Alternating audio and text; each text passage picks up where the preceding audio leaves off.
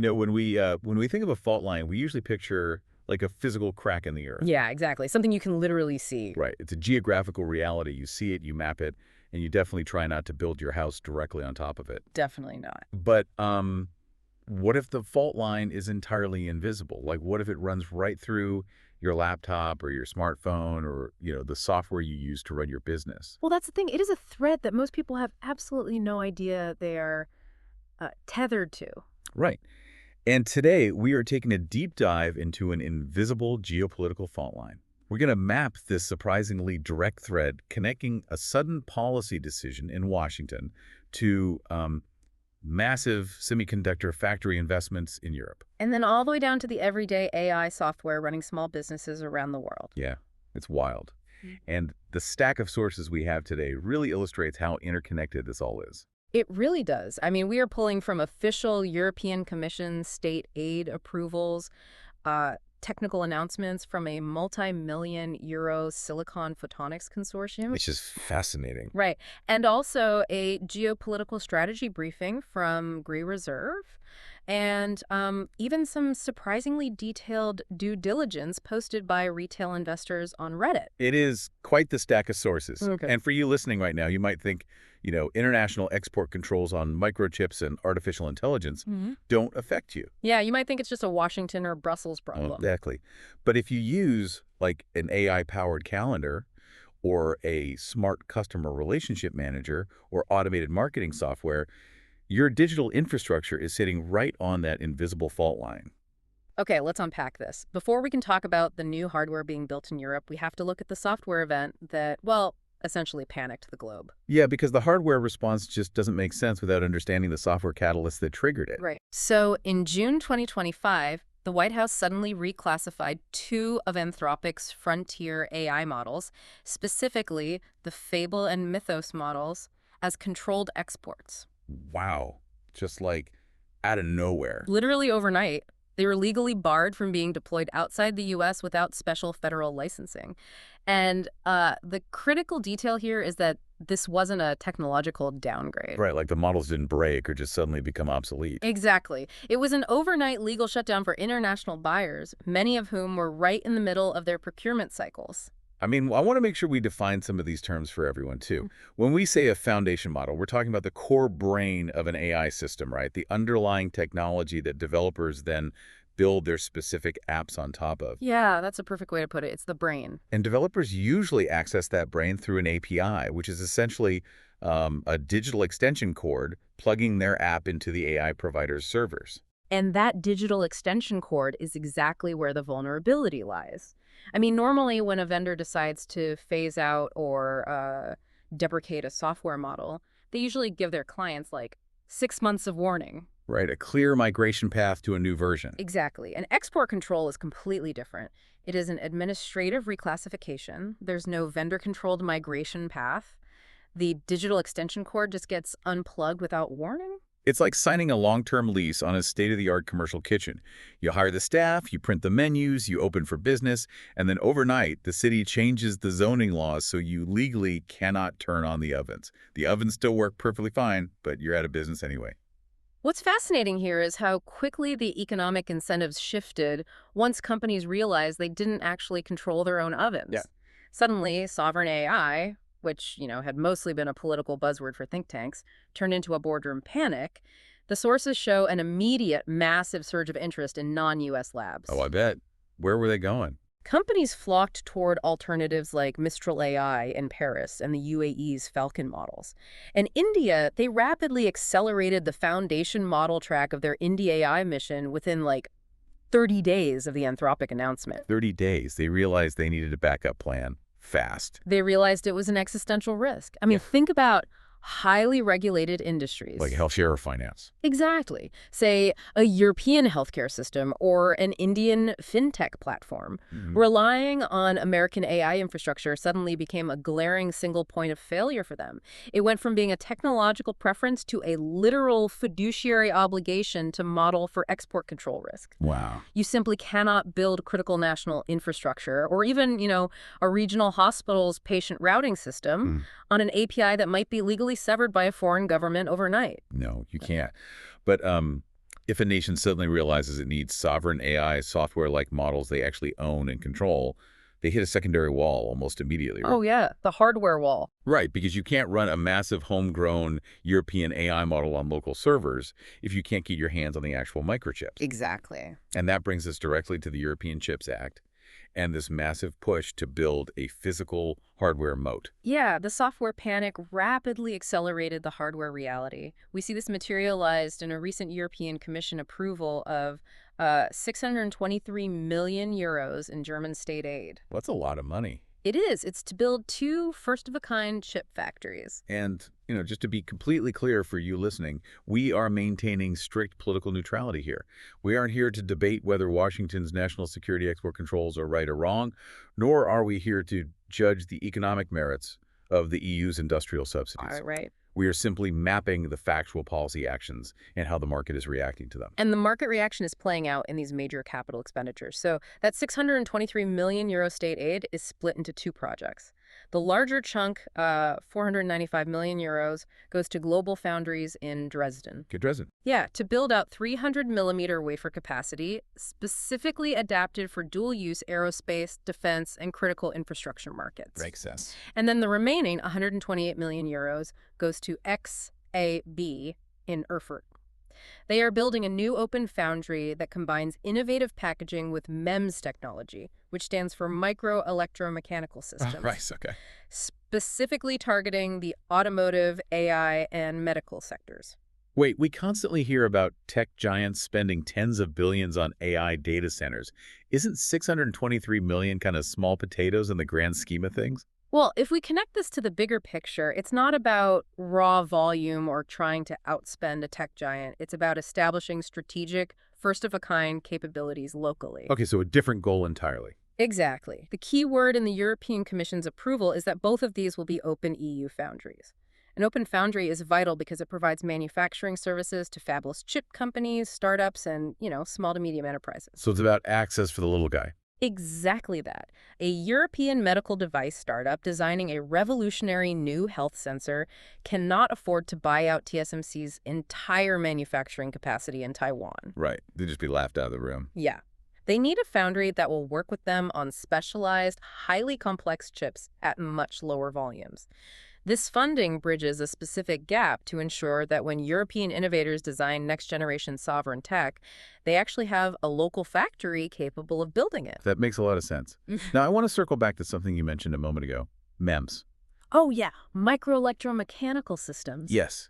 For anyone not, elbow deep in hardware engineering, what actually is that? Okay, so think of a standard microchip as a flat grid of electrical highways where only data travels. A MEMS chip actually has microscopic physical machines carved into the silicon. Like actual moving parts? Yes. Tiny gears, levers, vibrating cantilevers, or fluid pumps that you just can't see with the naked eye. That is so cool. It's how your smartphone senses when you rotate it, or how an airbag knows when your car has suddenly stopped. They bridge the gap between digital data and physical movement. So the EU is heavily subsidizing the factories that make these highly specialized physical digital bridges. But building these chip foundries only solves one part of the sovereign hardware problem. Very true. Because the massive AI data centers that are driving this entire boom are running face first into a brutal physical wall. And that wall is heat and energy consumption. Yeah, and this is where the Reddit source provides some really fascinating on-the-ground perspective. Retail investors are doing incredibly deep due diligence, and they are looking at XFAB not just as a European sovereignty play, but as a pick-and-shovel infrastructure play for the AI boom. Don't try to mine the gold yourself. Sell the shovels to the miners. Exactly. But what is the actual technological problem these data centers are paying to solve? I mean, why do they need new shovels? It comes down to power conversion. The server farms running these massive AI foundation models consume gigawatts of electricity. Gigawatts? Yeah. Like a small city? Basically, yeah. But standard silicon chips, the material we've used for decades, are hitting their absolute physical limits when it comes to converting that much power. When you push extreme voltages through standard silicon, the material naturally resists it, and it loses a massive amount of that energy as heat. And in a data center, Heat is the ultimate enemy. Exactly. You have servers working overtime, which makes them hot, and then you have to spend even more power running massive air conditioning units just to keep the silicon from melting. It's a vicious cycle. The retail analysts point out that the solution is shifting away from standard silicon to a material called gallium nitride, or GaN. YAM. Got it. Yeah. GaN has what engineers call a wider band gap. Without getting too lost in the physics, it basically means the material can handle much higher voltages and switch currents on and off millions of times a second with vastly less resistance. It's basically like the world upgrading from those old blistering hot incandescent light bulbs to LEDs. Yeah. You get the same power, but you aren't wasting all that energy just generating heat. That is a brilliant analogy. And because GaN wastes so much less heat, data centers don't need massive cooling fans and heat sinks for their power supplies. Oh, so they can actually shrink the hardware. Radically shrink the physical size of the power hardware. In a server rack, if your power supply is half the size, you can fit more AI processors into the exact same physical footprint. It's a huge operational advantage. Which is huge when real estate and rack space are at a premium. Exactly. But, as with any investment thesis, there is a bear case we have to acknowledge here. Always a catch. Let's hear it. XFAB is currently highly dependent on the automotive sector. About 60% of their revenue comes from there. And right now, the electric vehicle market is in a cyclical slump. Yeah, a lot of car companies are scaling back production right now. They are. Plus, a lot of chip manufacturers benefited heavily from long-term agreements, or LTAs, signed during the pandemic chip shortage. And everyone was panic buying. Right. Car companies were so desperate for chips, they locked into multi-year buying contracts. A lot of those fixed purchase agreements are expiring soon, which decreases revenue predictability for foundries. So, while the long-term AI infrastructure story is really compelling, there is a very real gap between that future potential and the short-term struggles in their legacy automotive markets. Exactly. It's a transitional period. It's a great reminder not to just look at the shiny new tech, but to look at the actual balance sheet. But we have to talk about the shiny new tech. Oh, for sure. Because once you solve the power efficiency problem with gallium nitride, you still have another massive physical bottleneck: data transfer. You can only shove so many electrons through a traditional copper wire before it melts or causes a massive lag in the system. The next frontier isn't moving electricity, it's moving light. Here's where it gets really interesting. You're talking about silicon photonics. XFAB is leading a 47.6 million euro EU-funded consortium called PhotonixFab. They are partnering with heavy hitters like Nokia and NVIDIA, alongside specialized research institutes like IMEC.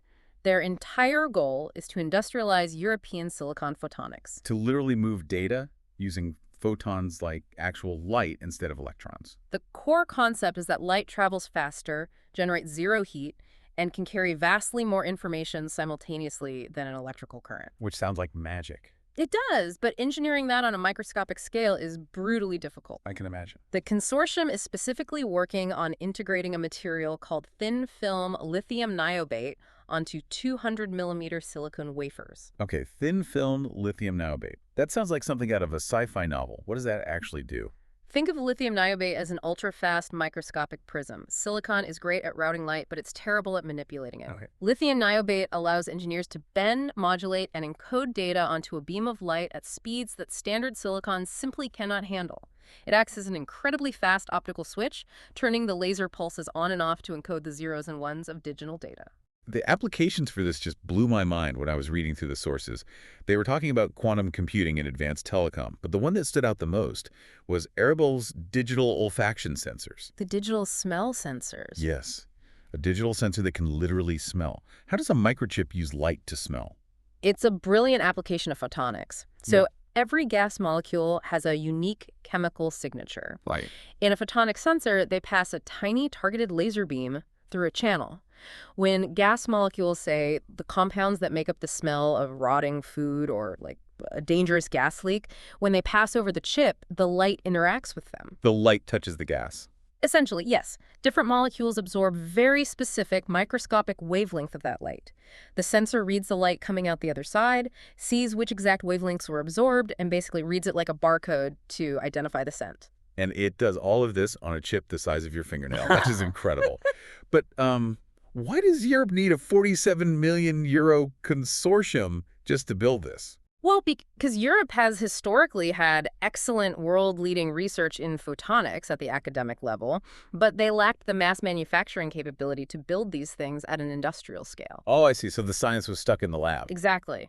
If a startup wanted to mass produce those digital smell sensors, they generally had to go to the US or Asia. Which brings us right back to the sovereignty issue. Right. This project is about turning that academic brilliance into industrial-grade, high-volume production. They are building the supply chain from the ground up so that cutting-edge manufacturing is accessible to smaller European innovators. Okay, so we've traveled from geopolitical policy decisions in Washington to massive foundry investments in Germany to gallium nitride power efficiency, all the way to moving data with light and digital smell sensors. It really is an incredible technological journey. It is, but let's bring this all the way back down to earth. So what does this all mean for you, the listener, right now? How does this massive global hardware supply chain actually impact a normal person's daily life or a small business? This raises an important question, and the geopolitical briefing from Gray Reserve maps this out brilliantly. They call it the invisible infrastructure problem. Right, the invisible fault line.